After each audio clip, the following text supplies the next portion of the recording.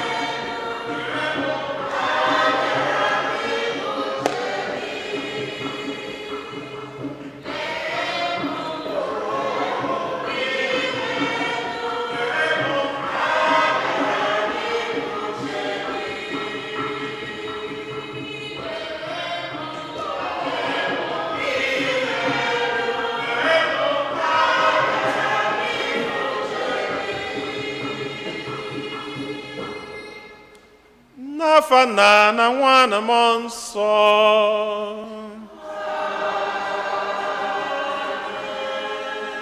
Ka ngọzi nke Onyenwe anyị Jesu Kristi na ịhụnanya nke Chukwu Nna na ịdịkọ n'otu nke Mmụọ Nsọ na-enye dịrị unu niile.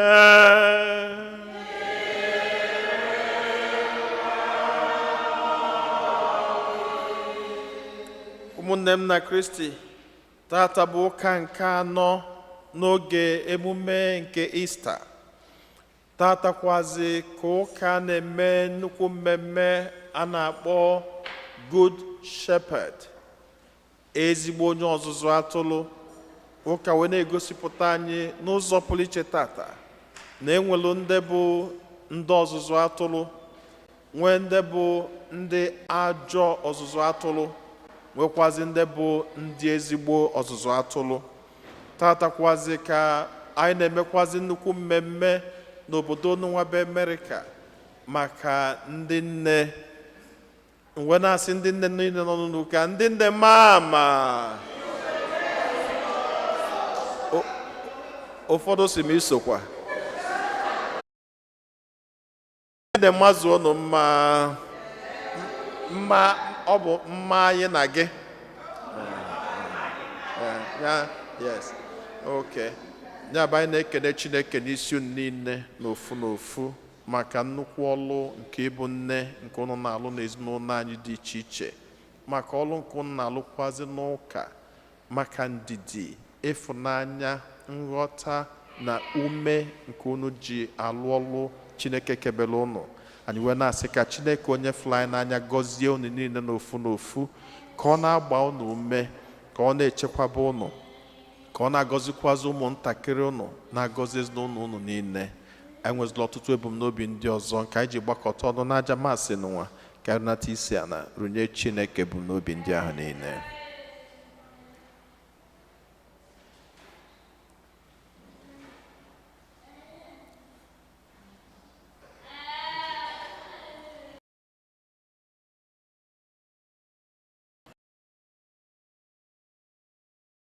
Nke ọma maka nnukwu mme nke Yukarịstịa n'ụwa site n'ikwupụta njọ anyị.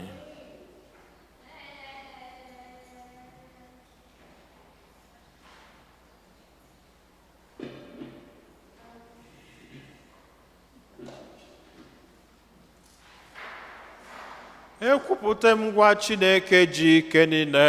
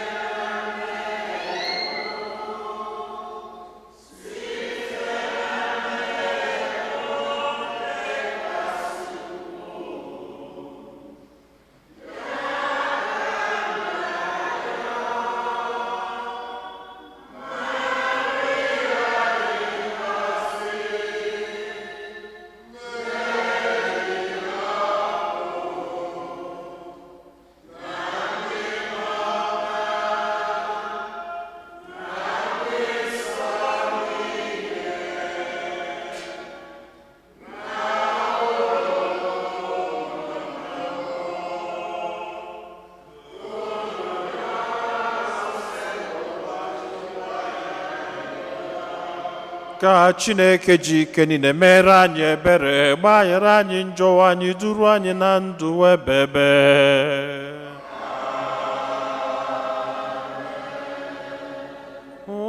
Otito dịrị Chineke n'enu kasị enu.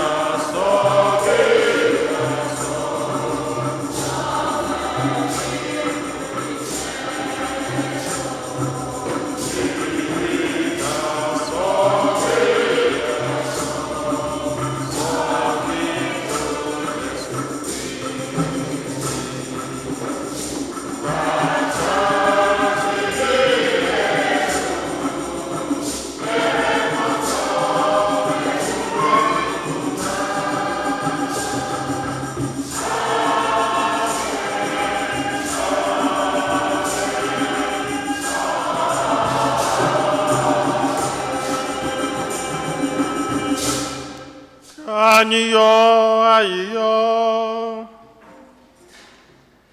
Chineke jike niile nna dị ebighị ebi, biko dubata anyị n'isoro keta oke na aṅụrị nke n'igwe, mee ka anyị bụ igwe atụrụ gị were umeala rute ebe ahụ onye nche atụrụ bugoro anyị ụzọ were ike ya banye. Anyị yọrọ nke a site na dị nwe anyị Jesu Kristi nwa gị, onye gị na ya dị ndụ na-achị na ịdịkọ n'otu nke mmụọ nsọ, otu Chukwu site n'ụwa ta ụwa niile.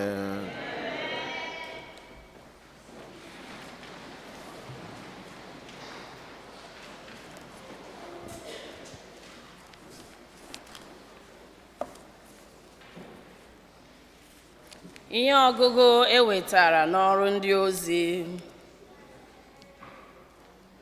Ma ha onwe ha siri na Pega bịaruo obodo Antiọk nke dị n'ala Sidia. N'ụbọchị izu ike ndị Juu, ha wee banye n'ụlọ nzukọ obodo ahụ nọdụ ala. Mgbe ndị ozi nzukọ ahụ gbasara, ọtụtụ ndị Juu na ọtụtụ ndị mba ọzọ ndị a na-akpọbatara n'okpukpe ndị Juu soro ndị mba ọzọ soro Pọl na Barnabas. Ndị ozi ahụ wee gwakwa ha okwu na-agba ha ume ka ha nọgidesi ike n'ihe ha nụrụ, tụkwasị obi na amara Chineke. N'ụbọchị izu ike ọzọ, ọ fọdụrụ ihe nta ka obodo ahụ niile zukọọ ịnụ okwu Chukwu. Ma mgbe ndị Juu hụrụ igwe mmadụ ahụ, ha bidoro inwe anya ụfụ megide Pọl na Barnabas, bịakwa jupụta n'ekworo. Ha wee malite ikwu okwu megide ndị na-ekwu na inye ya mkparị. Ma Pọl na Barnabas kwuru okwu na-asọ ya anya sị, ọ dị mkpa na mbụ ka e buru ụzọ gwa unu okwu Chukwu, ma ebe unu jụrụ ya, sikwa na omume unu na-ekpebi na unu ekwesịghị ịba na ndụ ebighị ebi. Lee, anyị ga-ahapụ unu jekwuru ndị mba ọzọ, n'ihi na otu a ka Onyenwe anyị nyere anyị n'iwu sị, ewepụtala m gị iche ka ị bụrụ ndị mba ọzọ ihe, ka ị wee kwusa ụzọ nzọpụta ruo akụkụ ụwa niile. Mgbe ndị mba ọzọ nọ n'ebe ahụ nọrọ nke a, obi tọrọ ha ụtọ. Ha wee too okwu Chineke. Ndị niile edebere ịnata ndụ ebighị ebi wee kwere na Jesu. Okwu nke Onyenwe anyị wee gbasaa n'ebe niile dị n'ala dum. Ma ndị Juu kpaliri obi ọtụtụ ụmụ nwanyị na-atụ egwu Chineke. ndị a ma ama n'obodo ahụ na ụmụ nwoke ndị ọha na eze a na-asọpụrụ n'obodo ahụ, ha wee kpalie nsogbu megide Pọl na Barnabas, wee chụpụ ha n'oke ala ahụ. Ndị ozi ahụ wee tichapụ aja dị ha n'ụkwụ dịka ihe ime ikpe megide ha, wee jee obodo Koniọm. Ndị na-eso ụzọ Jesu ndị bi na Antiọk wee jupụta n'ọṅụ nke mmụọ nsọ. Okwu nke nsọpụrụ ụwa.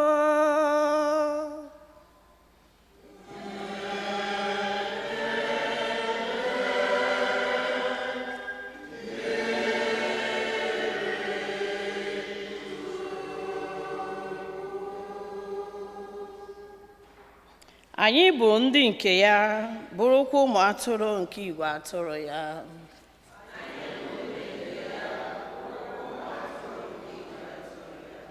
Ụwa niile were na ọṅụ bụọrọ onye nwe anyị abụ, were na ọṅụ fee onye nwe anyị ofufe, were na ukwe aṅụrị bịa n'ihu ya.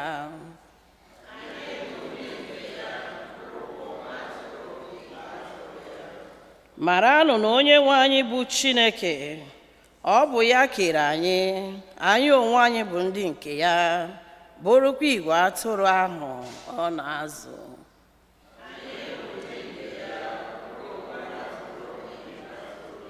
Onye nwe anyị dị mma, obiọma ya na-adịgide ruo mgbe ebighị ebi. O kwesịrị ntụkwasị obi ruo na ndụrụgandụ niile.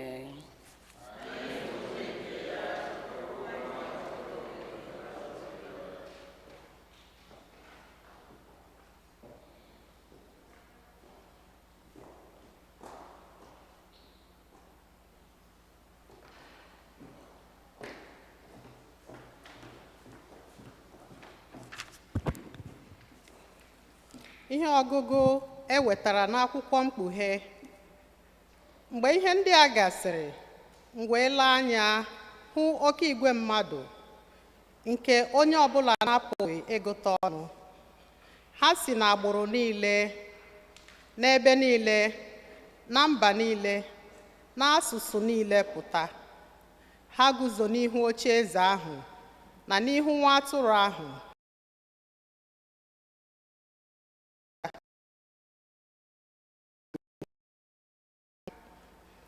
Otu n'ime ndị okenye ahụ wee jụọ m sị, ndị a Chineke gbokwasịrị uwe mwụda dị ọcha, ha bụ ndị ole?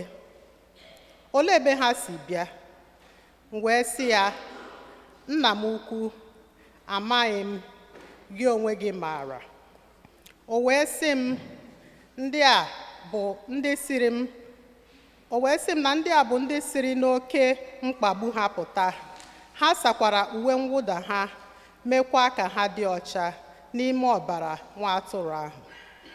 N'ihi nke a ka ha ji kwesị ịnọdụ n'ihu oche eze Chineke. Ha na-akpọrọ Chineke isi ala ehihie na abalị n'ime ụlọ nsọ ya. Onye ahụ nke na-anọkwasị n'oche eze ahụ ga-eji aka ya mere ha ndo. Agụụ agaghị agụkwa ha ọzọ, akpịrị agaghị akpọkwa ha nkụ ọzọ, anyanwụ agaghị achakwa ha ọzọ, okpomọkụ ọbụla agaghị erutekwa be ha ọzọ, n'ihi na nwa atụrụ ahụ nke nọ n'etiti oche eze ahụ ga-azụ ha dịka atụrụ. Ọ ga-eduru ha gaa n'isi mmiri nke ndụ. Chineke ga-ehichapụkwa anya mmiri ọbụla n'anya ha. Okwu nke nsọpụrụ ụwa.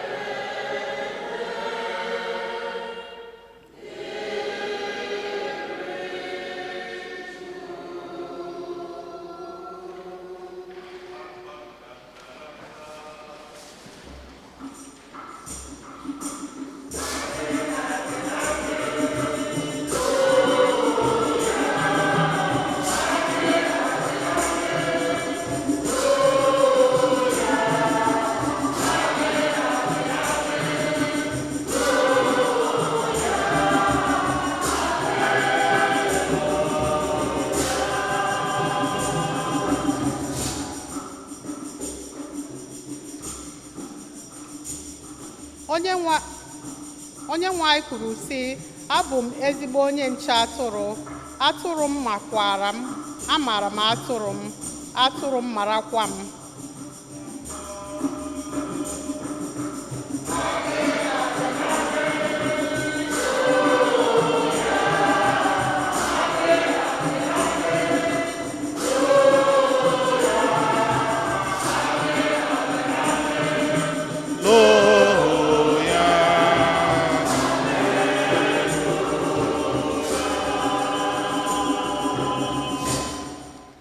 Onye nwe anyị nọnyere unu.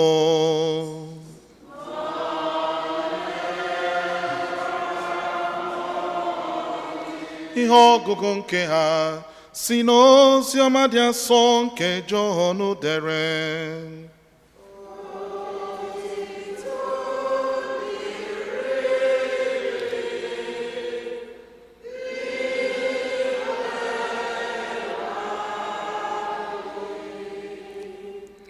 Jesu kwuru sị, atụrụ m na-alụ olu m, ma onwe m makwara ha, ha na-esokwe m, ma onwe m na-enyekwa ha ndụ ebighị ebi, ha agaghị ala n'iyi ma ọlị ruo mgbe ebighị ebi.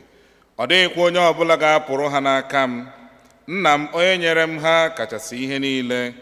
Ọ dịghịkwa onye ọbụla pụrụ ịpụnahịrị nna m ihe n'aka. Mụ na nna bụ otu. Oziọma nke ose bụrụ ụwa.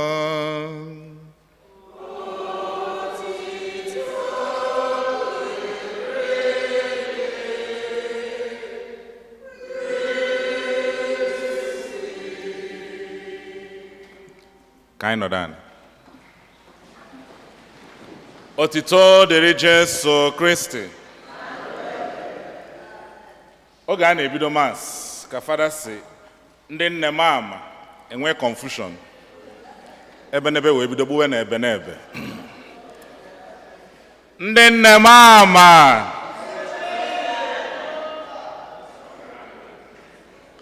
ke nke unu na-aza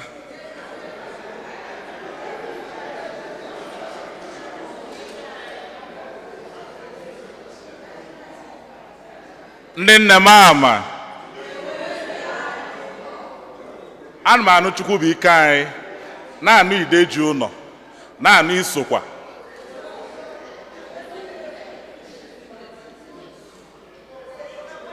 Unu ya họrọ ofu.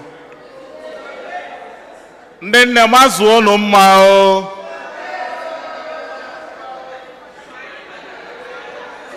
Amen. Ihe unu nzata n'isi unu.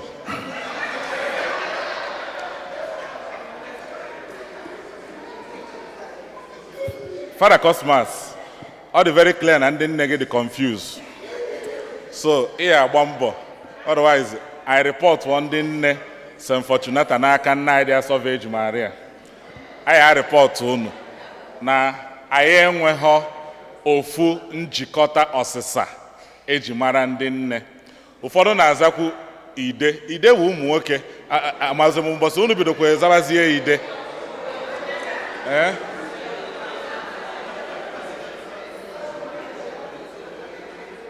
Anyị na-ekene Chineke n'isi ndị niile bụ nne n'ụbọchị taa.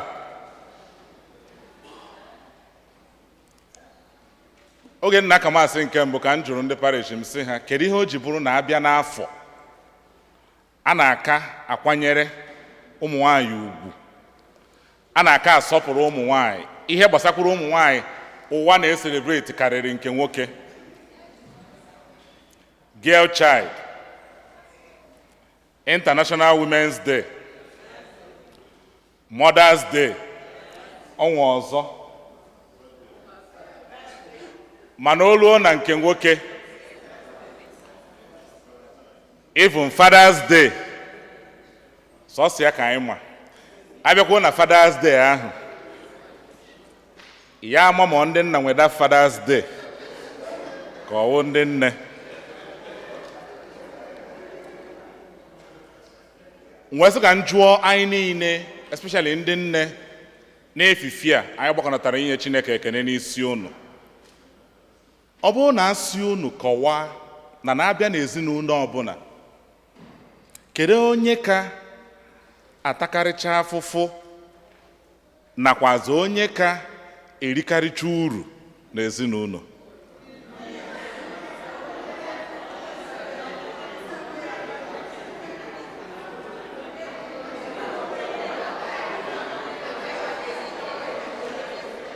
Amen. Ama mụ na-aghọtara ajụ njụ ihe na-abụ ka njụ na-abịa n'ezinụlọ in a family setting, kedu onye ka atakarịcha afụfụ na chelụnụ nakwazi onye ka erikarịcha uru?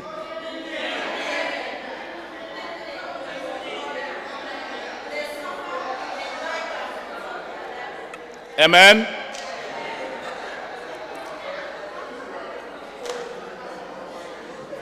Anyị na-ekene Chineke ka anyị cheta na anyị nọ n'ụlọ ụka nsọ, ụlọ nsọ nke Chineke, ka anyị benata oke nkata. Ihe anyị na-eme ihe a bụ ntụgharị uche, ọ bụghị egwu ọnwa, maka taa bụ ụbọchị ndị nne, and o nwere ihe ebe ajụjụ ma na-alụje aka.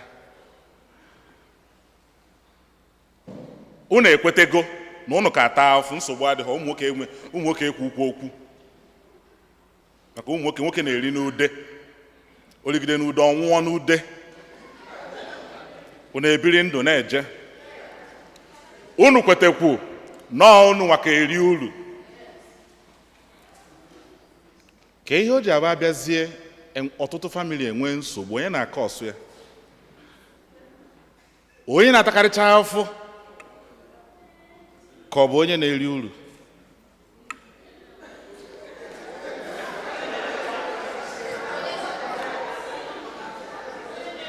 Because ọ bụghị ịpụta maburu na unu kacha ata afụfụ, na unu kacha eri uru. The society na-aghasa taa because na family mere nghasa. So ka anyị na-ekene unu bụ ndị nne, we need to ask critical questions. What is happening in our family system? All the very important. It's a question that calls for meditation. I will quickly Chineke mee ebere ka ụwa anyị dị mma. The world is not going to be better if the family system is not better. Oge m nọ Nigeria, ofu fada na-akọ akụkọ ụbọchị ka ndị nne si eri uru ezinụlọ. O wee kọọ akụkọ maka ndị nne nọ Nigeria, ụmụ ha n'obodo oyibo. Ọ sị na ụmụ nwaanyị na-eme politics na family. In fact, APC, PDP, ụmụ nwaanyị nwe ya na family. Ha ya amụ nwa, nwoke eweta ụgwọ akwụkwọ nye ya jee kwụọrọ nwatakịrị. Ọ narị ya, si nwatakịrị na-afụ ha mpụ unu, ngwa ka anyị jekwa ụgwọ akwụkwọ. Nwatakịrị eberifu na ọnya wetara ego ụgwọ akwụkwọ, jekwuo. Ana m aka akọ mmadụ kọrọ, ọ nwe ebe m na-eje. Nwa ahụ eto, nwaanyị ahụ eje ọmụgwọ. Ọ nọ ihe niile ọ ya nọ n'ọchịchị ya, ọ na-ana akwa enukwa ana, o eji mee ọkanga ma ọ na ewerezie ofu 501 kpaa ihe ọ nala onye nye nwoke ka ọ nwụọ n'oge. Finally ọ sị na nwatakịrị nwere ike ya na nwa ya na-akpa nkata na fon, nwoke na-anọkwa akpagide 1 hour 2 hours. Gbaa batrị fon na agba mbezo mee tụrịm. The boy asị, my father nọ ebe afọ. Nwaanyị asị, ọ na ya, nwoke napụ m ihe ị na-agbaliri nwatakịrị ego, napụ m ihe a ị na-agbaliri ego. Ya na ya na-akpa for 2 hours agbalighị ego, mana olu mgbe nwoke ga-ebe ịza ome gịnị, ọ gbalighị ego. Ndị nne, the honest truth is there can never be the beauty of the world without women. It's been proven. Mana ọ na ụbọchị dị otu a ka ọ na-aba anyị nọrọzie anyị ajụọ ihe ndị nne nakwa ọzọ ọlụ ndị nne ketara n'ezinụlọ anyị taa, ha na-alụ ọlụ afọ. It's a question you need to answer on your own. And adụmajụ ajụjụ a ka unu saa mịa. ajụjụ a bụ ajụjụ ga-abịa na luo inene family gị, nene di gị, ka gị na ya si ebi, inene ụmụ gị ka gị na ha si ebi, ịza dị ajụjụ. We expect more n'aka ndị nne than any other person. That's nature. Study animals. Nene no man. On this popular bird, the pelican. And esekali most times na most altars. Ihe eji aka akọ pelican bụ na ọ na-abụ nwa ọ mụtara nwụba ọtụwa the breast. Ọbala dị ya n'ime ahụ ewere ya nye nwa ya, then she will die off that the child might live. So I can just say na tata bụ ụbọchị anyị na-ekene unu maka ọrụ unu, because we can never thank women enough in anything. Church, politics, offices, everywhere. Mana as na onye nyere ihe a na-atụ ọtụtụ ihe n'aka ya, ọlụafụ, how you keep your family in order matters. Today we complain about the society. Everything in a society comes from the family.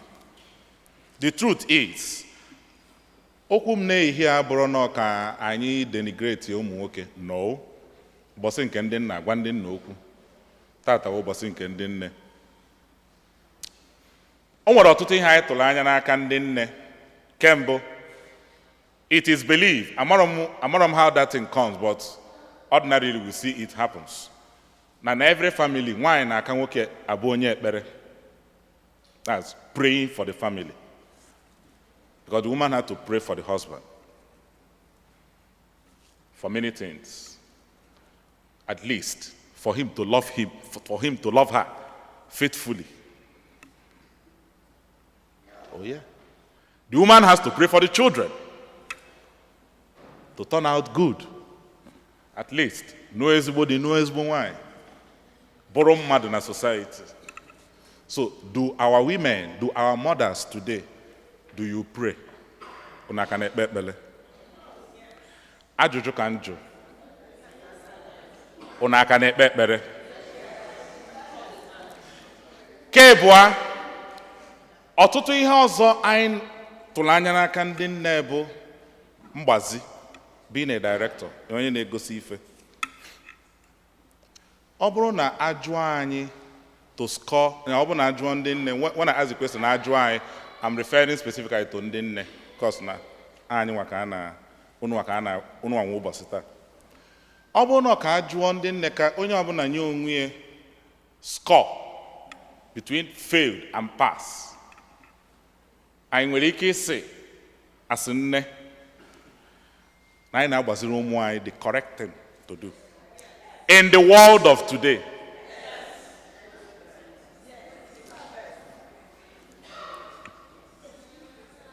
Finally, anyị tụrụ anya n'aka ndị nne na in every family there will be a harbinger of peace. Not ọgbaghara. Ndị nne, ị na-enwere ike isi taa na anyị na-eweta udo ka ọ bụ ọgbaghara na family. Nwaanyị na-akọ dị ọnụ ọkọpụ.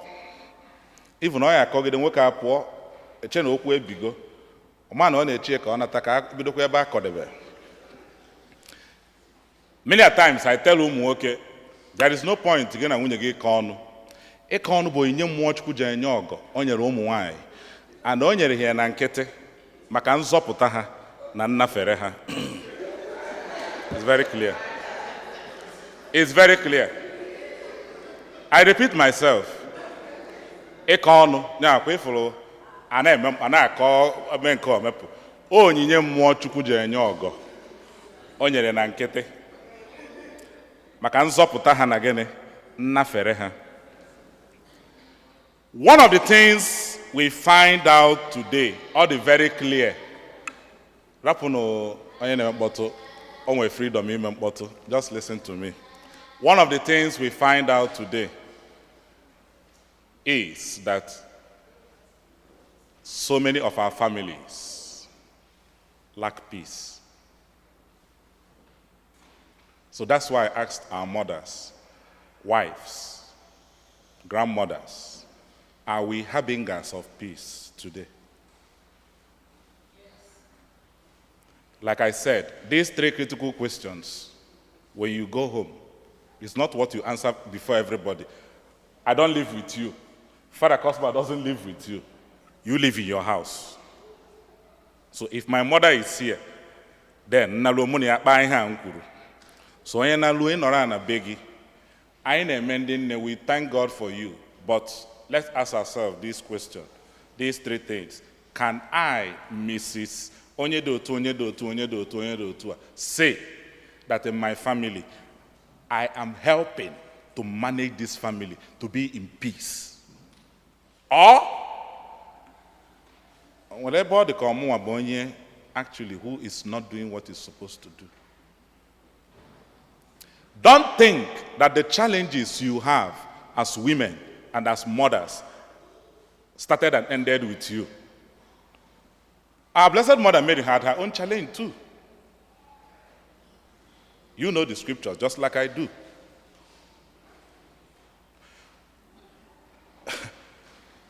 What on your body and Martin up on my joke about for 3 days. And I say I'm back in or say I'm on noon. No man over Nigeria can what a click all day. Ihe so good and unknown naya. Fake us and then BP for 3 days. We know the story very well. How much more watching your child in the name of salvation?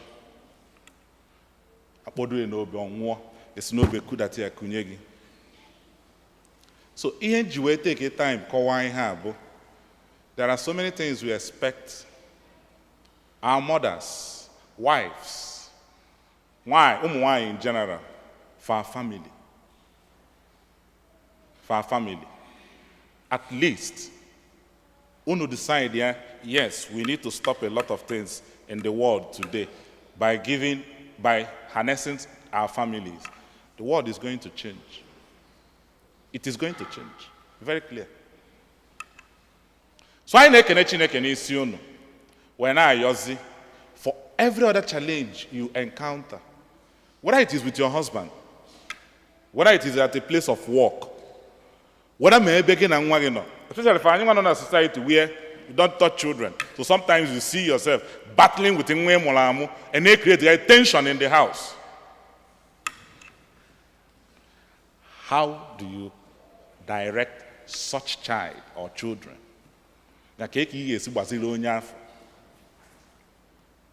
So when all these challenges come, remember you are not alone. You pray to our Mother Mary.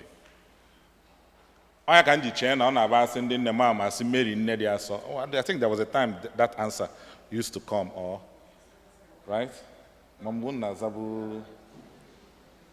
A slogan initially before on keep as well cause by Mama's in Kuno Nazakit. Only Hana Zabu Nemama. Latest one. So the point I'm trying to bring to our forebear this afternoon in this reflection,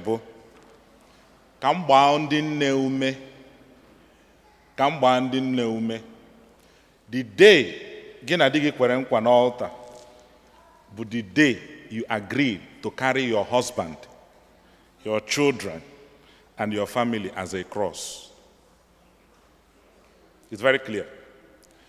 Obukwali no biunu kosi enabata. Abu nobim. Baya kukaisi eba na. Abawo na akwon. So that day, your husband, your children, your family becomes your necessary cross. If you die carrying that cross, it is worthwhile. That's what the pelican showed us. We can argue, and everybody has right. You can argue whether you want to die for the cross, One thing is very clear. The person that gave us the cross died for it. And he is God. So, you can argue it. Whatever you want,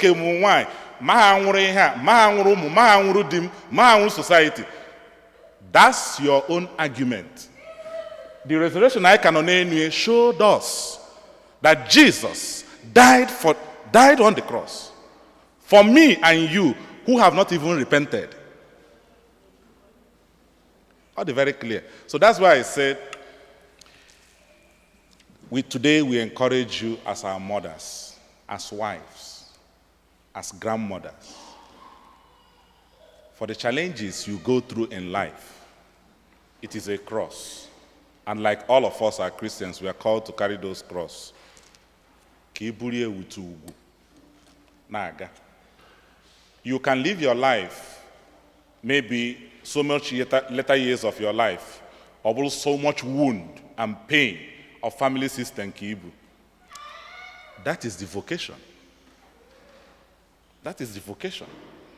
As in, there is one alternative to it, except if you don't enter that vocation. All very clear. So, can you know Chineke n'isi unu niile? Yo na ide aso Virgin Maria. Ka onye tala unu amara, wee gbaa unu ume. N'ụwa anyị nọ na ya. Ihe onye na-agabiga na be ya. Ka o nwee ike ikwudosi ike. Ka ọ ghara ịgharị. Ngharịpụ na-aghasa ụwa. Family ghasa, the world has scattered. But when the family is gotten together and as a whole, the beauty of the world is seen.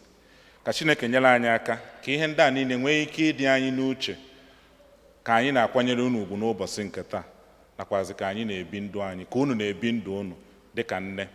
N'ikpeazụ fa anyị niile nọ n'ụlọ ụka Jesu Kristi jụrụ ajụjụ n'oziọma sị, atụrụ m na-anụ onu m.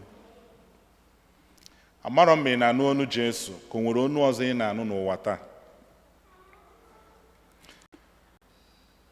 My sheep listens to my voice. So there is a challenge with this statement.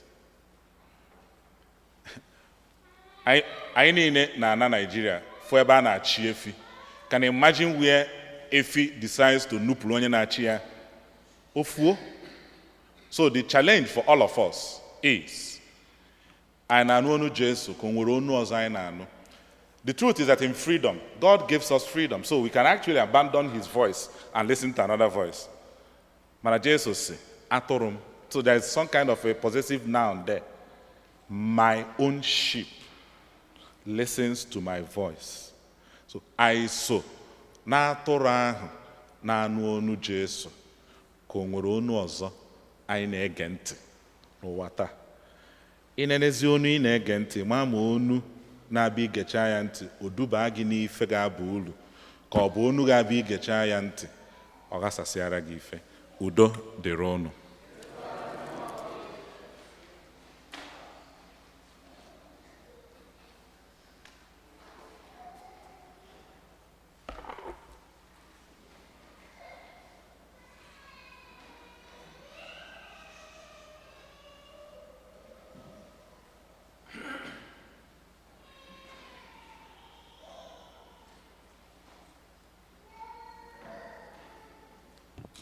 Ekwe m n'otu Chineke.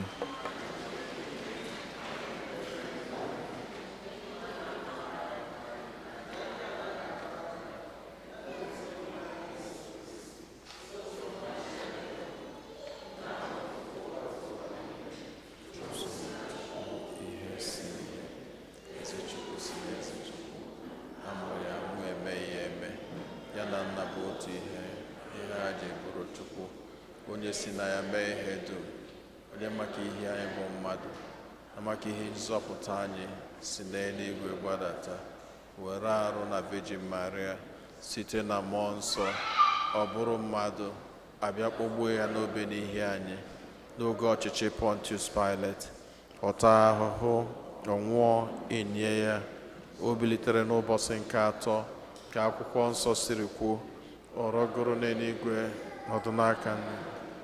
Ọ ga-abịaghachi ọzọ n'ebube ya ikpe ndị dị ndụ na ndị nwụrụ anwụ ikpe.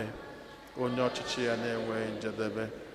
Ekwe na mmụọ nsọ, onye nwe anyị na-enye ndụ, onye si na nna na nwa pụta, onye a na-esekpụrụ na-etokọdo ya na nna na nwa, onye si na ndị amụma kwuo okwu, ekwe m n'otu nzukọ nsọ katọlik na apọstọlik, ekwupụta m otu baptizim nke mgbaghara njọ, ana m atụ anya mbilite n'ọnwụ ndị nwụrụ anwụ na ndụ ụwa ga-abịanụ. Amen.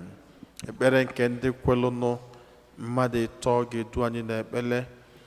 Chineke nna dị ebere dị ịfụnanya, isigo na nkụzi n'ụwa wee gbaa anyị ume, wee gosikwazi anyị ụzọ anyị ga-esi wee na-ebi ndụ. Anyị na-achọ ịbịakwute gị dịka ndị nne, dịka ndị nna, dịka ezinụlọ. Anyị na-ayọ ka iche ntị ma nụrụ anyị ya anyị.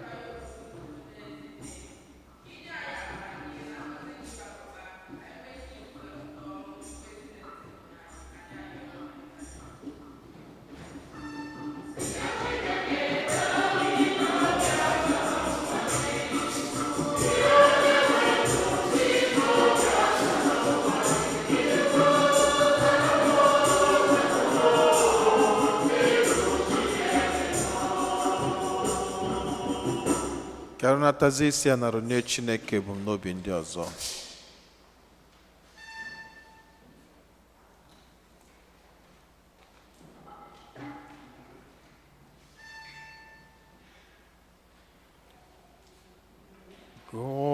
Gọzie, gọzie m, Chineke gọzie, gọzie m, ebe m kwere na gị.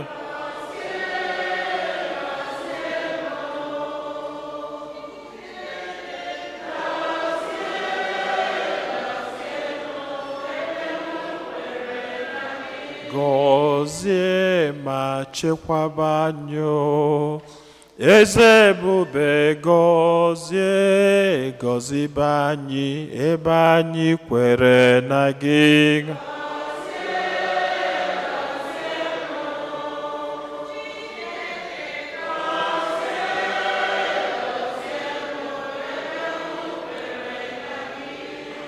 Chineke onye fụrụ anyị n'anya, anyị niile ewelugo ọtụtụ ebumnobi anyị, ọkacha n'ụbọchị tata anyị na-echeta ịbụ ndị ezigbo ọzụzụ atụrụ.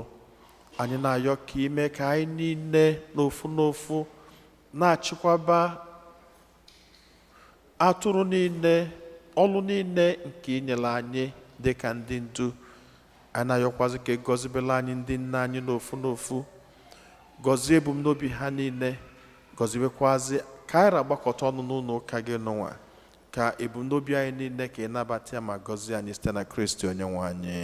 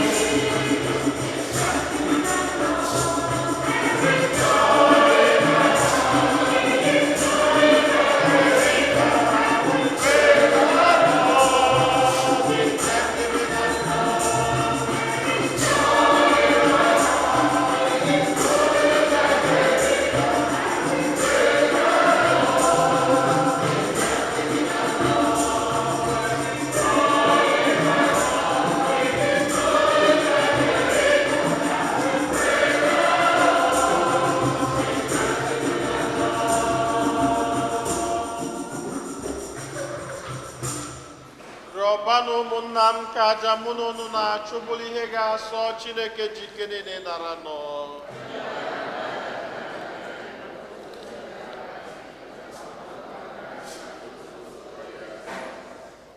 Onyenwe anyị, anyị na-esite n'ihe omimi ọnwụ na mbilite n'ọnwụ Kristi na-enye gị ekele mgbe niile. Biko mee ka ọrụ nke a eji akwụkwọ nje anyị na-aga n'ihu oge niile ya wetara anyị aṅụrị dị ebighị ebi. Ayọrọ nke a site na Kristi Onyenwe anyị. Onyenwe anyị nọnyelu ụlọ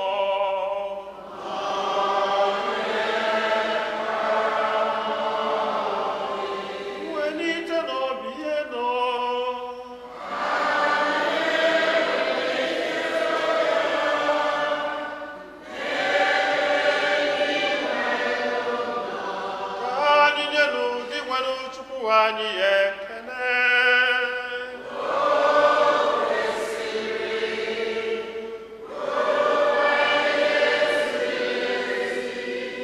O kwesịrị ezi bụrụkwa ihe ziri ezi n'azọ ndụ na anyị ga-eto gị oge niile o sebụwa ma ọ kacha mkpa n'oge ugbu a mgbe Kristi onye bụ Paska anyị na-abụzi ihe jiri chụọ aja, ya bụ ezi nwa atụrụ onye kpochapụrụ njọ nke ụwa, onye jiri ọnwụ nke ya wee merie ọnwụ nke anyị, ya si na mbilite n'ọnwụ ya nye anyị ndụ ebebe. N'ihi nke ya anyị na-eso igwe ndị mama niile nke eluigwe na-eto ebube gị oge niile n'ukwe na ekwe.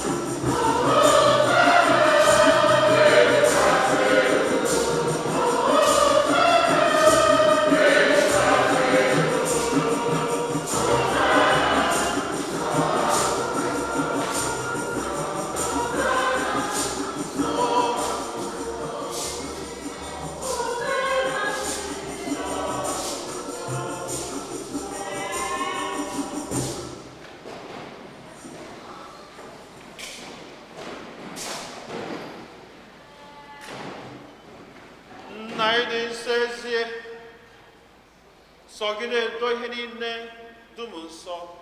Anyị na-arịọ ka ido onyinye ndị a nsọ site rukwasa ha mmụọ gị, ka ha wee ghọrọ anyị arụ n'ọbara nke onye nwe anyị Jesu Kristi, onye bịara tupu edunye ya n'ọnwụ nke o jiri aka ya wee nara o were achịcha nye gị ekele na otuto nyawa ya nye ya ụmụazụ ya sị, naranụ nke a rienụ ya ụnụ niile, nke a bụ arụ m nke a ga-eduru nye maka ụnụ.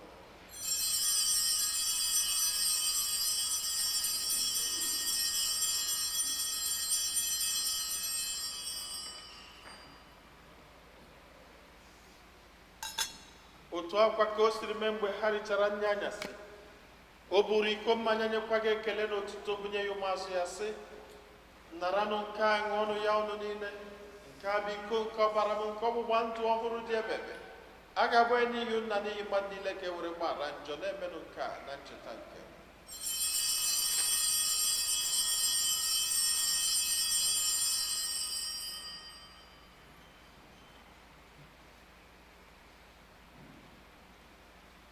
Ka anyị kwupụtanụ n'ihe omimi nke okwukwe anyị na-eme ugbu a.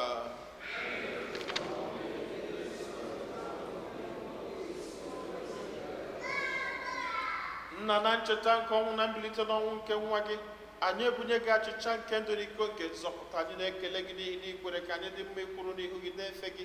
Anyị ji ume na-arịọ ka anyị bụ ndị na-anata arụ n'ọbara nke Kristi bụrụ otu site na njikọ nke mmụọ nsọ.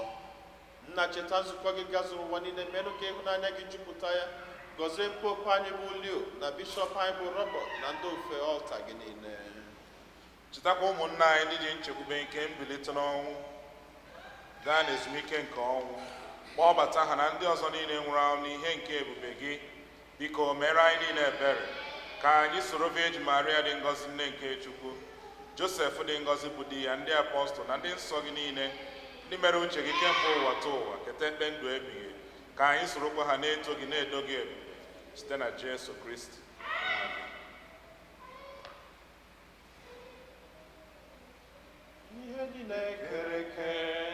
na-eso ya bụ Kristi, na-esikwa n'ime ya na n'aka ya, na ịdịkọ n'otu nke mmụọ nsọ, na-enye gị bụ Chukwu nna ji ike niile, nsọpụrụ na otito niile, site n'ụwa tụ ụwa niile.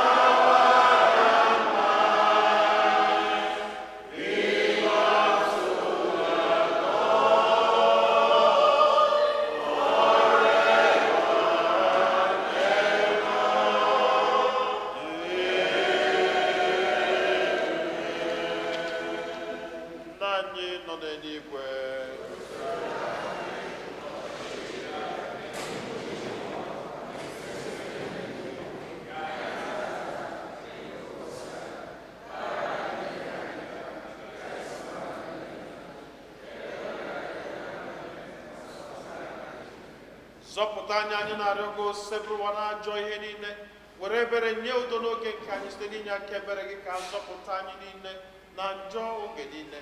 Anyị were gbanahụ nsogbu niile, were nchekwube dị nsọ na-atụ anya maka mbịaghachi nke onye nzọpụta anyị Jesu Kristi. Onye nwe anyị Jesu Kristi, onye gwara ndị apọstụl gị, udo ka m na-arapụrụ n'udo nke m ka m na-enye unu, elekwana anya na njọ anyị, kama lekwasị anya n'okwukwe nke nzukọ gị. Nye ya udo na ịdịkọ n'otu mgbe niile ka uche gị siri chọọ, gị bụ onye dị ndụ na-achị ebe ebe. Udo nke ose bụ ụwa dịrị unu mgbe niile.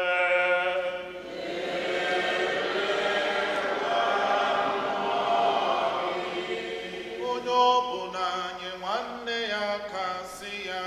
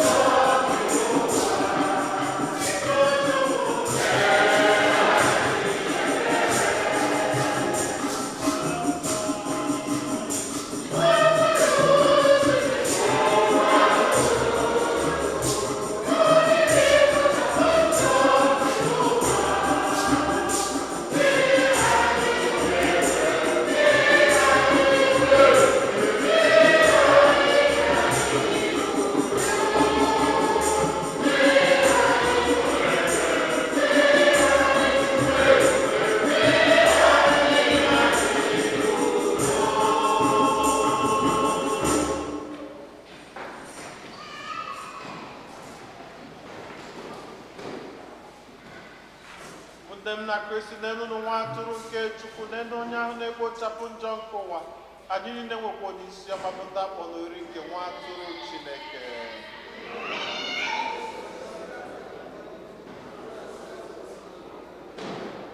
Arụ n'ọbara Kristi chekwaba anyị niile were na ndụ ebebe.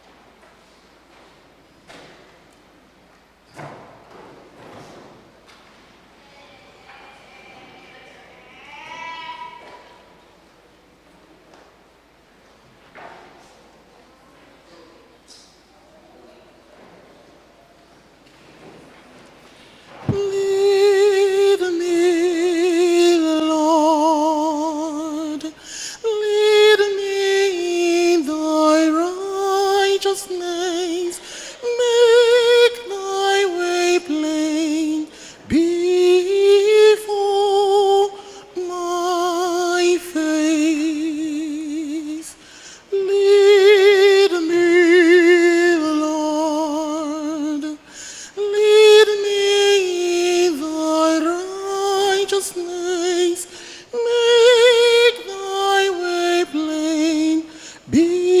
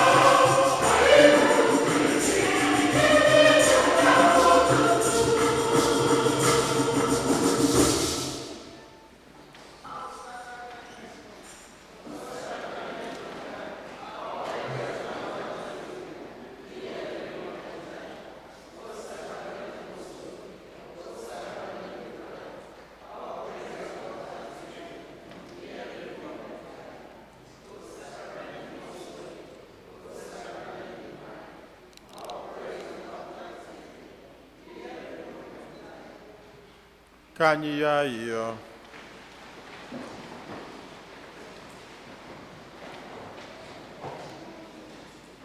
Ezigbo onye nche atụrụ, biko were ebere gee ntị nụrụ olu anyị bụ igwe atụrụ gị. Ọ bụ ọbara dị oke ọnụ nke nwa gị ka i jiri gbapụta ụmụ atụrụ ndị a. Biko were obiọma gị kpọkọba anyị n'oriri nke ndụ ebighị ebi. Anyị rịọrọ nke a site na Kristi Onyenwe anyị.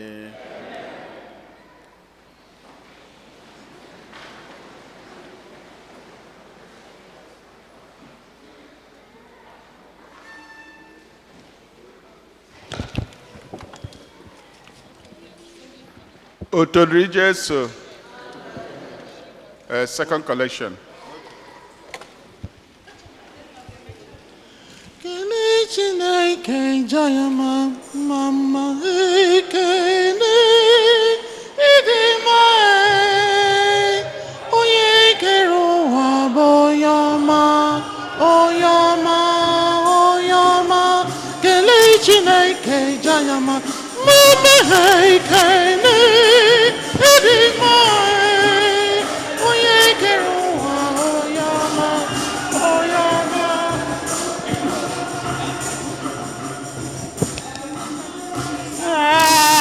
Tabenu Chineke ekene dịrị gị nna imela kene Chineke jaya mma ekene ịdị mma onye kere ụwa onyama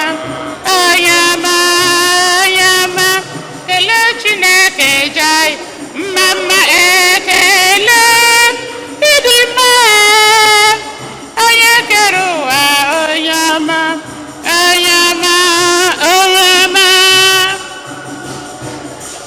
anyị jaya mma bunye ya onyinye ekene dịrị gị nna imela kele Chineke jaya mma ekene ịdị mma onye kere ụwa oyama kele Chineke jaya mma ekene ịdị mma onye kere ụwa oyama.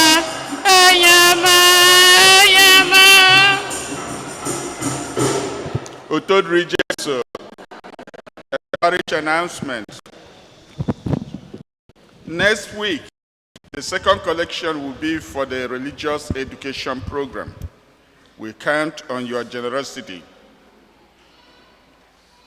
May is the month of our Mother Mary. We invite you to join us to pray the Rosary every Thursday after the 8 a.m. Mass and at 7 p.m. bilingual. Confirmation practice will take place Wednesday, May 14th, and Thursday, May 15th, from 7 p.m. to 8 p.m.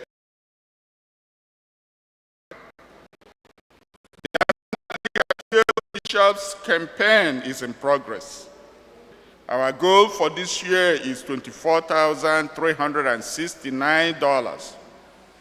Last week, envelopes were distributed to the home and return with your pledge.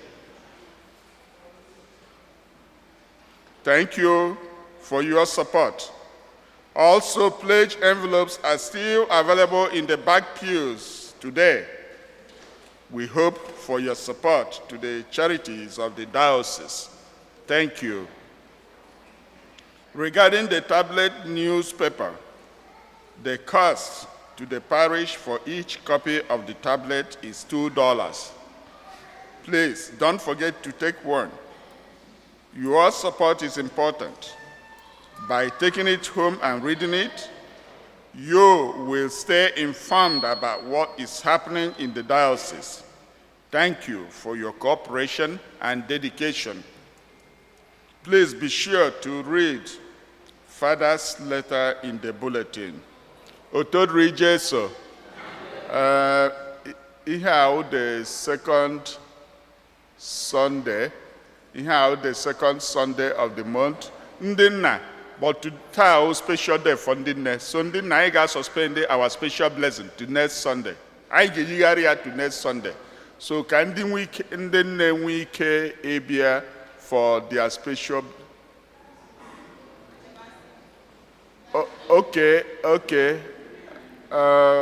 All the candy bear neke me special offering procession. Okay, let them come. Ndinna. Nde choir, sorry. Come on, Biwanu. Bịa lere ndị ahụ Chineke mere mma, esokwa m na ha.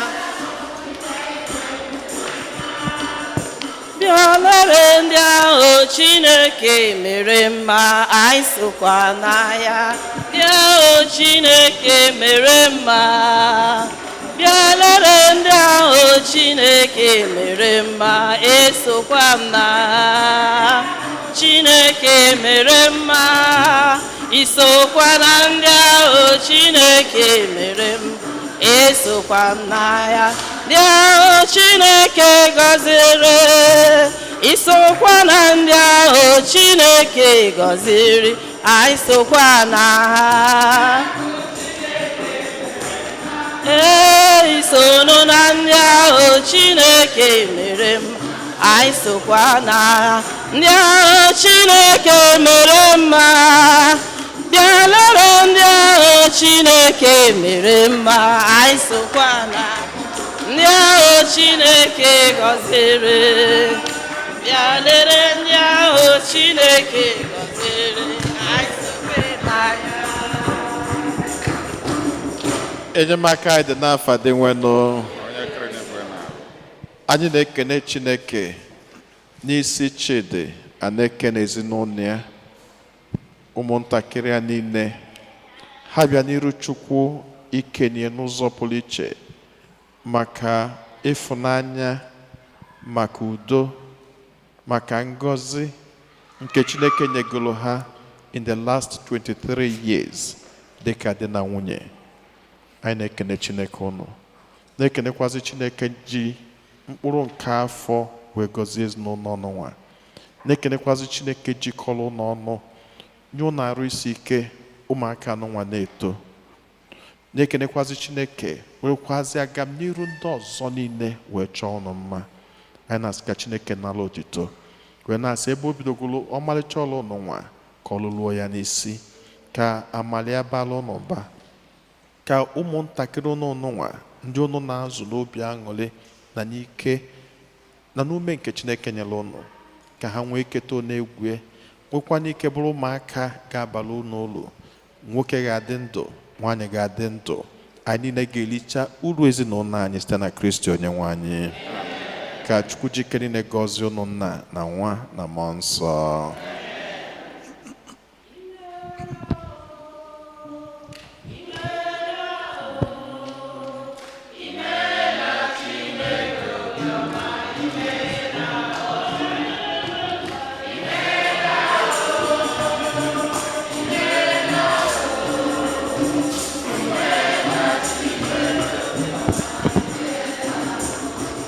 Otodri Jesu, biko ndị nne niile bịanụ for special day blessing unu.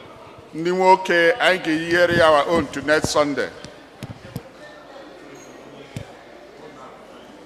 Nne m oyi ga-emere m ka nne m, nne m oyi ga-emere m, nne m oyi ga-emere m ka nne m, nne m oyi ka nne m. Agọziri anyị agọzi, Chineke gọziri anyị agọzi. Agọziri anyị agọzi, Chineke gọzi.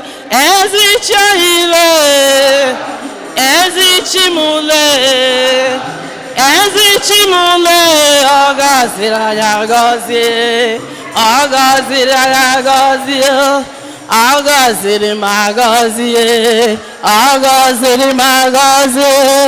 Agọziri anyị agọzi, Chineke gọziri anyị agọzi. O tere anyị mmanụ, Chineke gọzi. ezi ndị nnele ezi ndị nnele ezi ndị nnele ọ gọziri anyị agọzi ewo ezi ndị nnele ezi ndị nnele ọ gọziri anyị agọzi.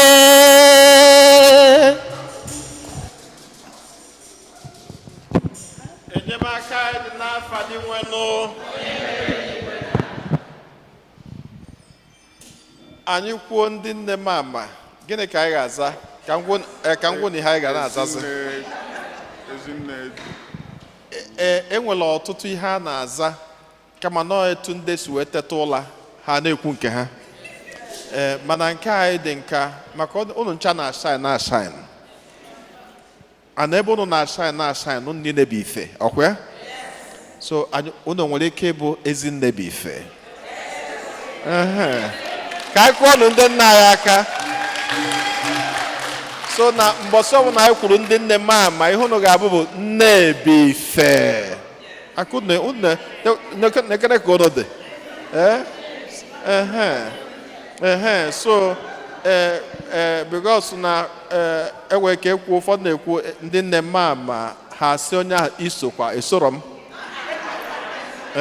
m so mana ebe ọnụ niile bụ ife nyere ezinụlọ ụnụ ana ihe nju ebula ife bụ n'ụnụ anya ụnụ afụ ụnụ niile bụ oso di eme nwere onye na-akpụrụ ụla onye ọbụla na-agba mbọ na-etiga na-echekwaba ezinụlọ ya ụfọdụ na-alụ ọrụ 5 days in a week 6 days in a week na-agbani na-etikasị onwe ụnụ maka gịnị ka ọ dị mma ka ọ dị mma yes ọ bụ onye ga-abụ mama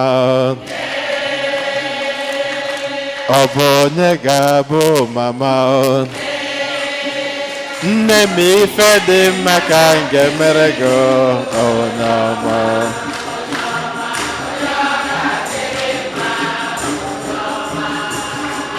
bishọp onye mụrụ ya Fada Kos onye mụrụ ya Fada Augustine onye mụrụ ya Dọkịta Nna onye mụrụ ya Ereka onye mụrụ ya Anụfọrọ onye mụrụ ya Ọzọ onye mụrụ ya Ịnọ onye mụrụ ya Ugo onye mụrụ ya Jackpot onye mụrụ ya nne m ihe dị mma ka m ga-emere gị onye ọma onye ọma onye ọ ga-adịrị mma onye ọma mama m ihe dị mma ka m ga-emere gị onye ọma onye ọma onye ọ ga-adịrị mma onye ọma ndị nne m ama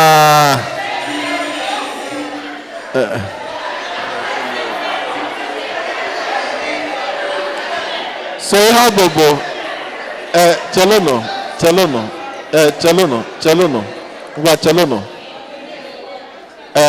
chelụnụ so nsị ụnụ ndị nne ma ihe ụnụ ga-asị m bụ nne bụ ife maka inwe ike bife ị na-ejecha n'ezi nne ịtabi ọnụ gị so nkwụra ndị nne ma ọ chalụ gị ọkụ enyemaka dị n'afọ dị nwenụ Chineke anyị na-ayọ ka egozibela anyị ndị nna anyị niile ofu n'ofu gọzibe ha gọzibe ọpụpụ ha gọzibe mbata ha n'enu ka ha si enwuke na ka ha si agba mbọ na ka ha si alụ ịgwala anyị n'akwụkwọ nsọ si na onye ọbụla akọnye n'ugbo nke gị bụ Chineke dị ga na-akọnye n'ugbo nke ndị a ebe ọbụla ha na-akọnye n'ugbo nke ezinụlọ nke gị bụ Chineke nyere ha anyị na-ayọ ka ịkọnyebe n'ugbo nke ndụ ha n'ofu n'ofu ndị n'ime ha anya mmiri dị n'anya anyị na-ayọ ka ịbịa fichaa ha anya mmiri ka ị were ihe ọma nke ọ bụ naanị gị bụ Chineke pụrụ inye wee bịa gọzibe ha niile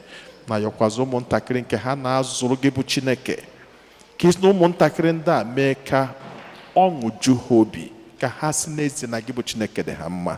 Anyị wee na-asị ka ngọzi gị n'ụbọchị taata anyị na-echeta ha niile n'ofu n'ofu rukwasa ha dịka igirigi n'afa Jizọs Kraịst onye nwe anyị.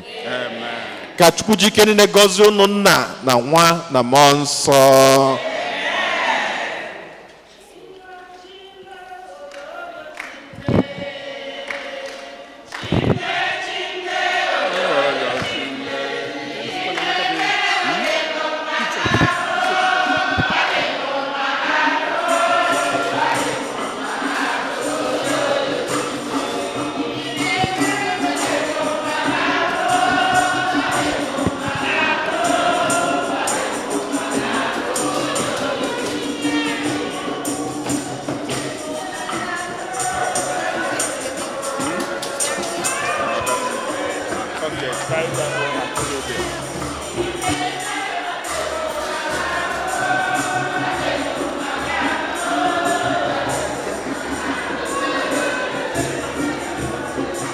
Oto dịrị Jesu.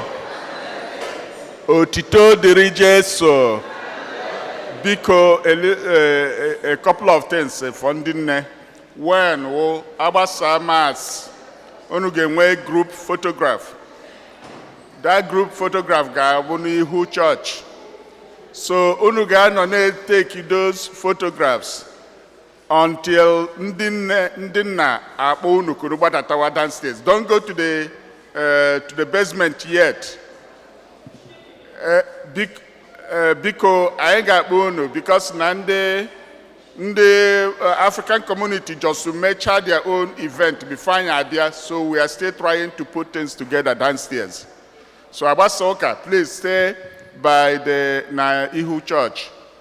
Take your group photographs. Otodri Jesu. Biko, Abasa, onye ndị nne nọ here. Ọ dịkọchọrọ ikele anyị maka event anyị nwere yesterday in a special way gbasa nwanne anyị nwanyị Joy.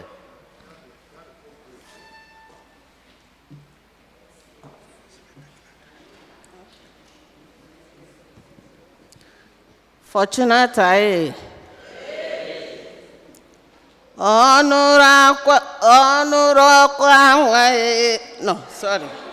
ọnụrụ mkpa akwa ọnụrụ mkpa ka bụrụ nkata jebe Ọnụcha mgbere ọmụta ya zụọ ọba fọrọ bụ onye bụ ọnwụ.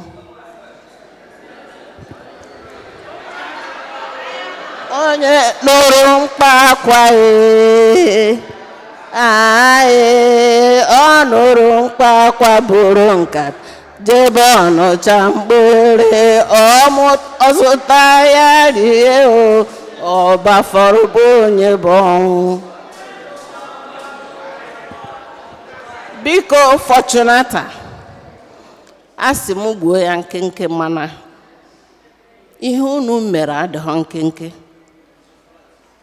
Ihe unu mere yesterday and since February is much more better, beneficial, and religious more than what we are going downstairs to eat. I am so happy. I don't even know how to thank you people. Manobi aṅụrị since yesterday. I want to dance. I want to lie down. I want to laugh. I want to cry for joy. Biko, asị m ka m kwuru ebe a n'aha ndị be Joy emegharụ, n'aha Joy n'onwe ya, dịka ọ gụnyere m ya bụ ọkụ n'aka wee na-ana. Ka m kwurukwa ebe a n'aha ndị nne na aha ndị Fortunata wee kene unu. It was too much. Ihe anyị mere unu mere yesterday shows we are Christians, because especially those that contributed marvelously, physically, financially, and otherwise. Anyị emeghe that joy ga-emegwerere anyị. That showed the spirit of religion. I lack words. I seriously lack words on how to say thank you to every one of you Fortunata members. Fortunata deserve every Igbo person and Christian person to be a member of. We are good to emulate.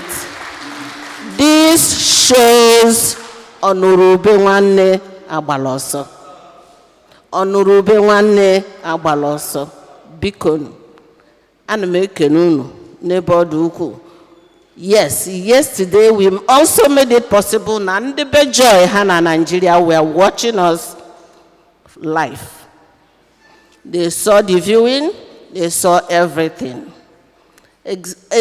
Again, ndị soro nụ wee gbaa ihe niile anyị gbara wee jee New Jersey. Ow. Only God will pay you people. Only God, no human being. And I said, I repeat, I lack words. Ndị niile gbara mbọ ahụ, from Father anyị, which we started the journey since February, connecting people at home, calling, making calls, international calls, and everything. Onyisi, somebody else I cannot forget to mention is Engineer Nweke.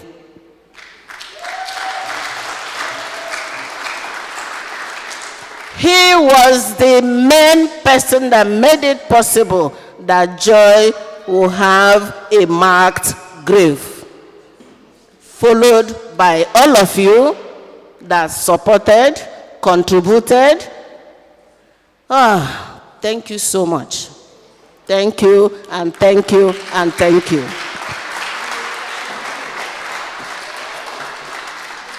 Otodri Jesu.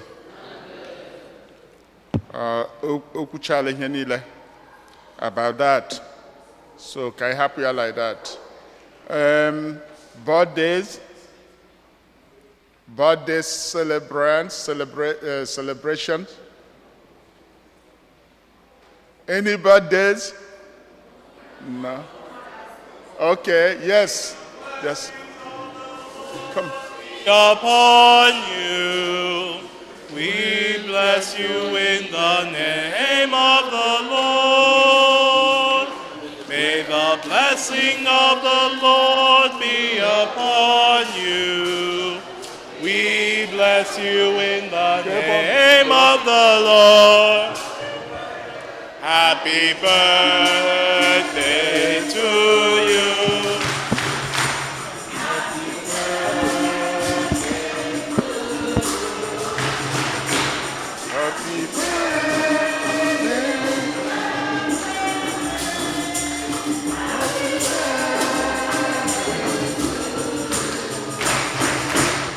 All right, so we have 15.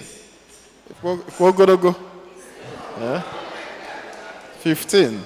And we have the queen, 6. Yes. Yes. Almighty God bless both of you, and may the hands of God never depart from you. In the name of the Father, and of the Son, and of the Holy Spirit. Amen. God bless you. Thank you.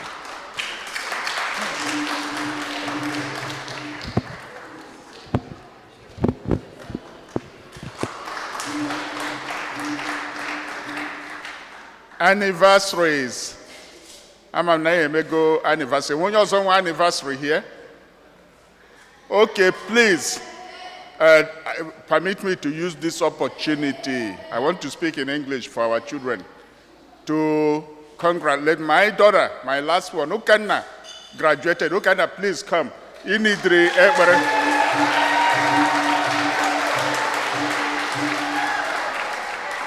You know that Ukanna is one of our mass servers. And one thing that made her different is that each time she came back from university, she studied at Northeastern, each time she was here, she went in and dressed up to serve at Mass.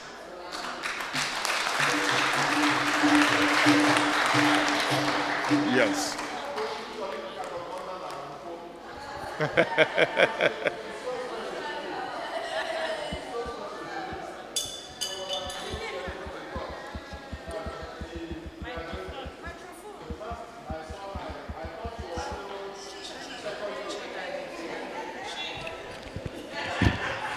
So I thought she's still in second year. And she told me, because I remember when she was just sitting by here. And by the time I knew, boom, boom, boom, boom, final. So congratulations, sir. Congratulations. Happy for you. But you're still an altar server, eh? Yeah. No, say it, let them hear. You're still an altar server. Yes. All right. Almighty God bless you as you are starting a new journey in your life. May God find favor in you. And may you get a good job. May you be very happy with the new life that you're about to get into. And may the hands of God never depart from you. In the name of the Father, and of the Son, and of the Holy Spirit.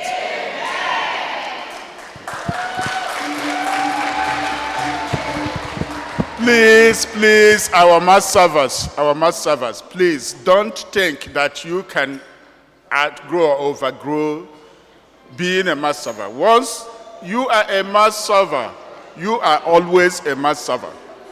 Even those of you that are still in college, please, we need you to be around here and continue. Even Dr. Umozo still serves at Mass because he's been a Mass server, and I also do the same.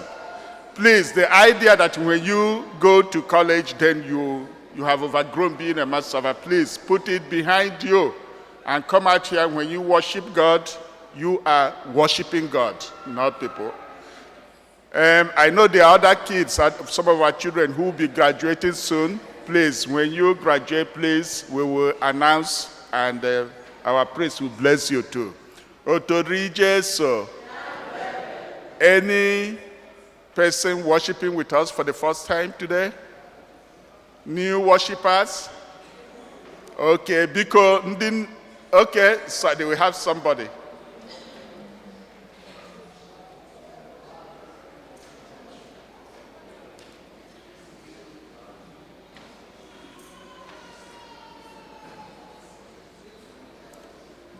Okay.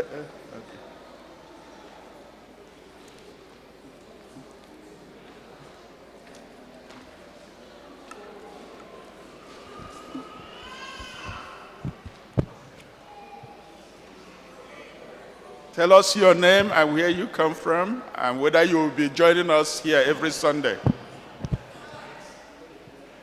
Otodri Yesu. And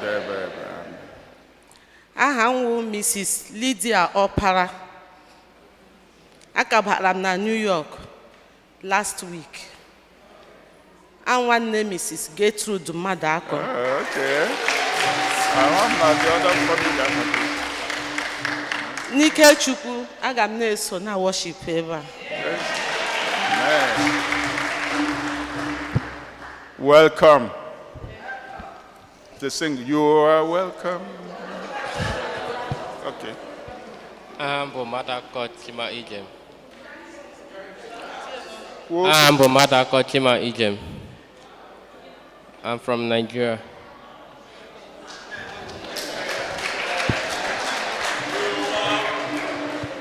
I'm the son of Valentine Madako. Uke microphone, umoki Igbo, kuka konyi Igbo.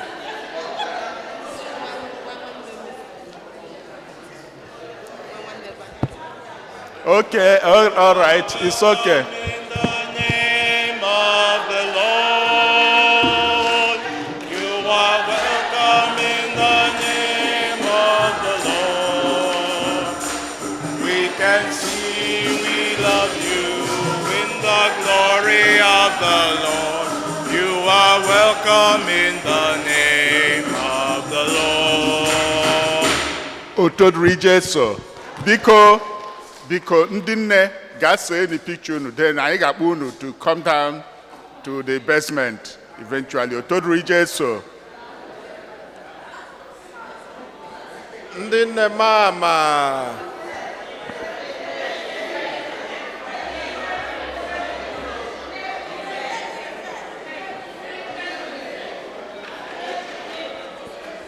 Okay, Otoduru Jesu.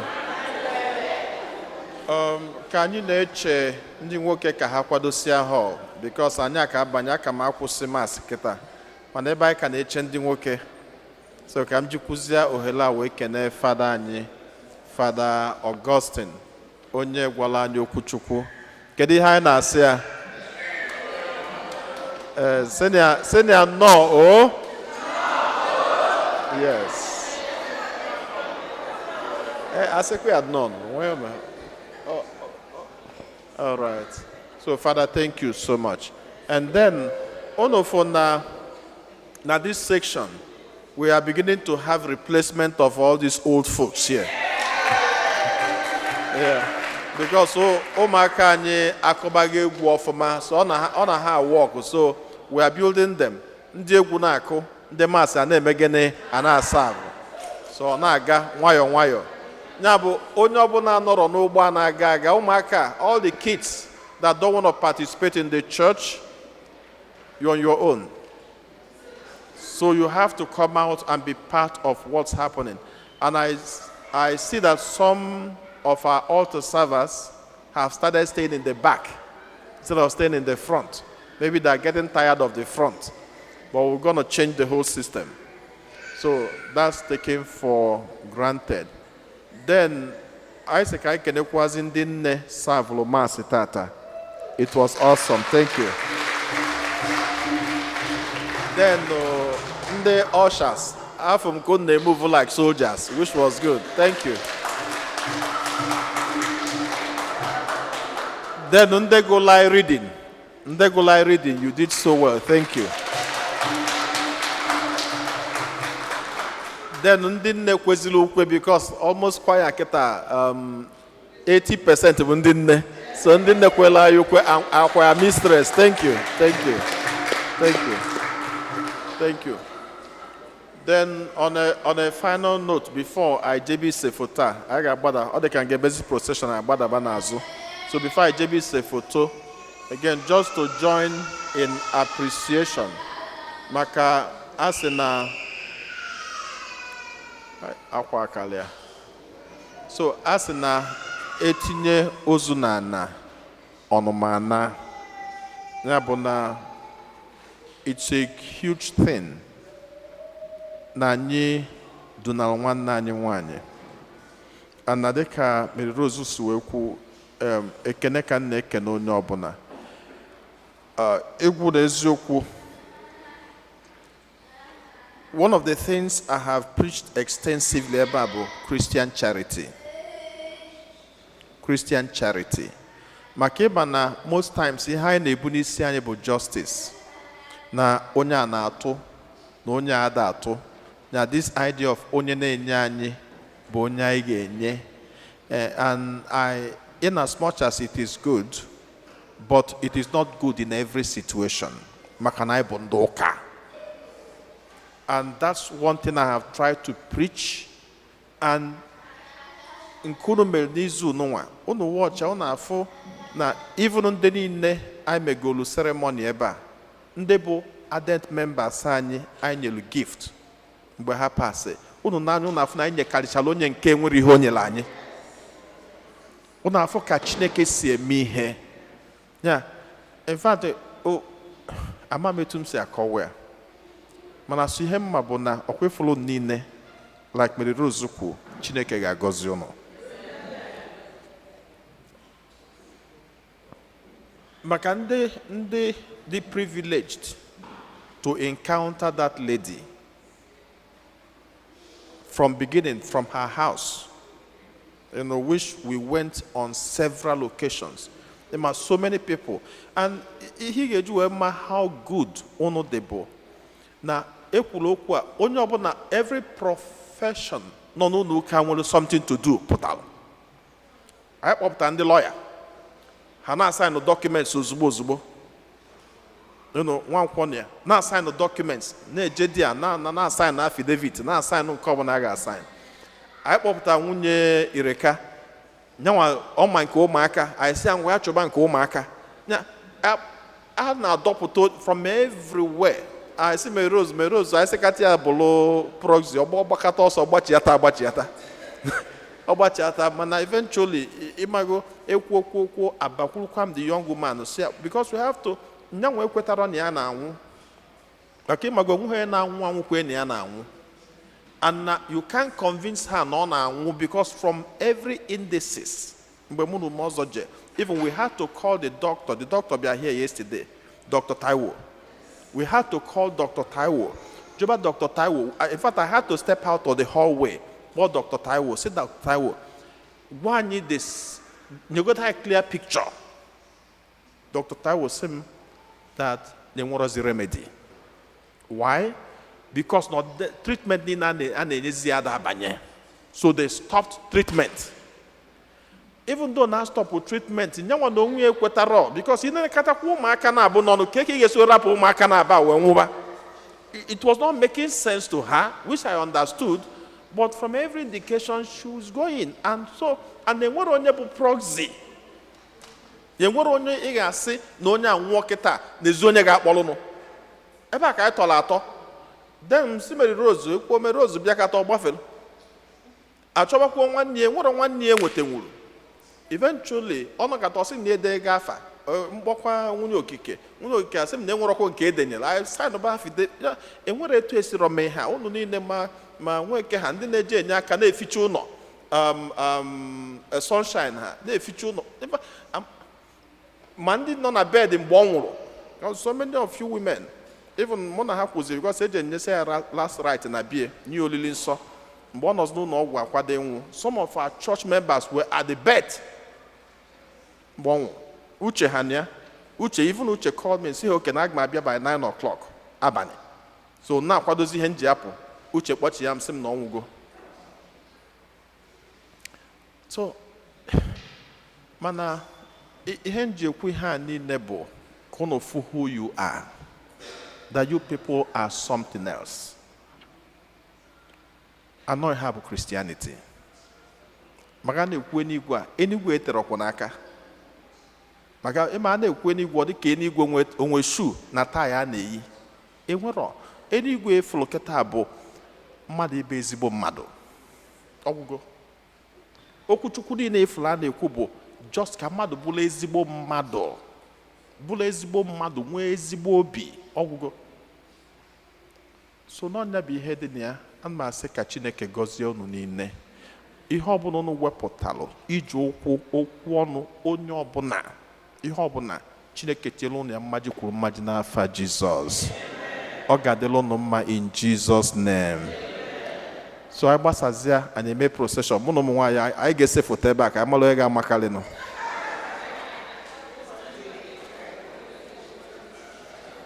Onye nwe anyị na onye elu nọ.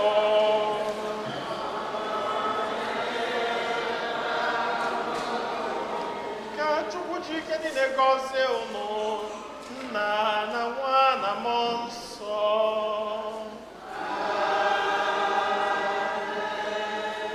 N'abalị n'isi agwụsịgo.